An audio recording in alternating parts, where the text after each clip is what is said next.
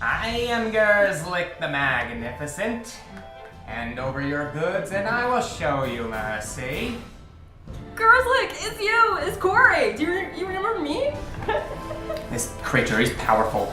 I'm scared of him. The forest obeys him. What is it? He's tall, covered in fur. These horns coming out of his head. Started demanding goods, food, water, weapons, clothing, anything we can get our hands on. But This is not worry, Girlslick, I got your back. Your best friend Corey has your back. Oh, Corey.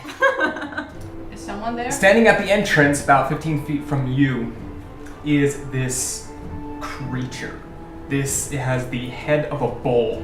This dark black fur. These two huge eyes, massive horns, dressed in these robes and furs, holding on to a staff in his right hand, and on his left hand was like in mid-throw, and he looks over at you,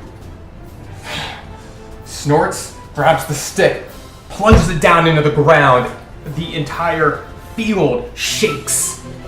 39 points of bludgeoning damage. I am 3.5 levels of dead. Uh, I've been smashed by a giant Yeah, rock. he brings his rock and just flattens you into the ground. Good, yes. Very dead. 50 Shades of Grey. You see the sweat starting to gather from your face as you are putting your actual life into this blast. You unleash your Hellfire Bolt as it connects with the druid, and then you see the beam go out the other side of him. The druid looks at you with these surprised eyes. Yeah! The fire starting to spread around the armor as he falls to one knee, gasps, and then collapses on the ground dead. How do you like my fire? And you line up the neck of the Minotaur, and with a very swift cut, decapitate it. And I want to burn and do whatever to just have a You enter into this cave about 15 feet or so, and you start to see goods, rations, jugs of ale and water, weapons, some money, just trade goods lining the walls of this cave. As you go further in, you start to see some grass clippings and what appears to be some sort of big nest. It's And kids, doesn't it?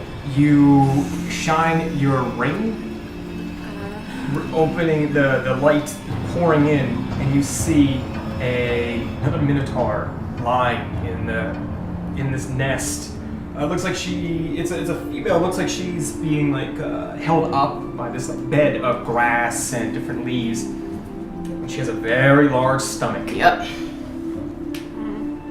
Good, yes. She looks at you, looks at the head you're carrying, wearing.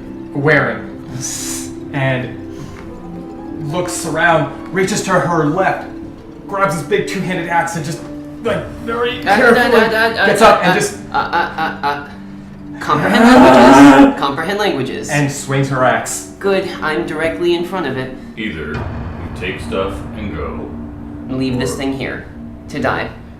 or whatever, gamble, or we put it out of its misery, take stuff. I could give it a pamphlet. I think we should let her go. Or just walk down. Let her go. Well, nobody was actually hurt by all the rain. Trigger.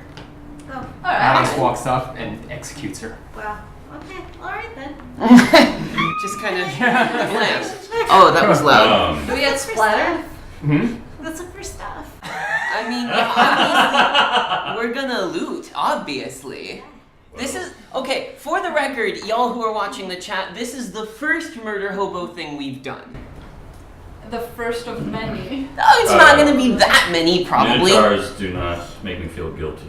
I'm just really fascinated, so I think I'm gonna take this holy sword. Mm-hmm. And I'm actually gonna see if we can save the baby. Cesarean it. Make a medicine check.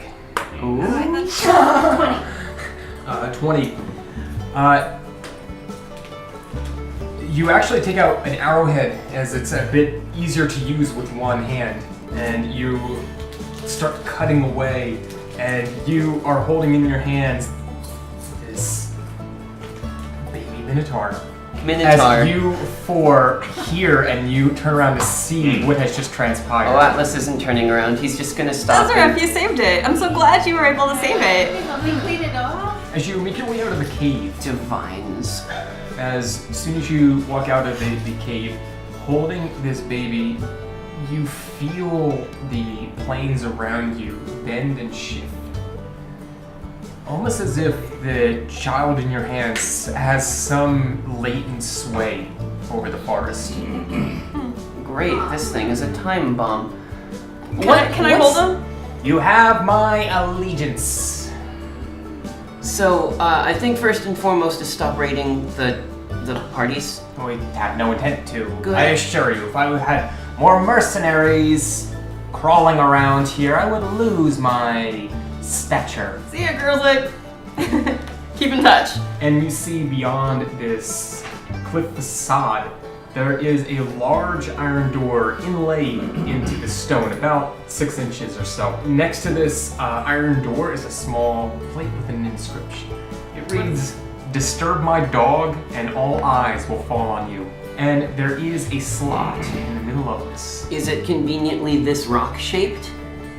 Eerily similar. Swing the door open, and coming out of this corner, you hear a blade being drawn. You hear a clink, very distinct sound that you're familiar with, as you are Or face to face with a being. He has dark red skin, and he is armored out in what I can only describe as chunky armor, holding this sword. It looks like it's made of embers, and a large tower shield. He is standing in front of you. To the left of him is a woman with a pretty fly hat and a similar looking pistol to the one you carry pointed at you. Is a small halfling with a very large hammer, a sword, and also in this plate mail armor. You can see behind them an older man in these dark robes with white hair, readying a staff, and you see some sparks of arcane energy. Popular place today. You. Hi guys. Oh. You slip up for a second, and then you put your foot down, get your grip, and then leap across. The rope flying behind you, you land right in front of the statue. I'll do a little flip. You run your finger across, and it's cold, and you don't hear it, but you four on the other side, you hear a little... Let me have it! Let me have it!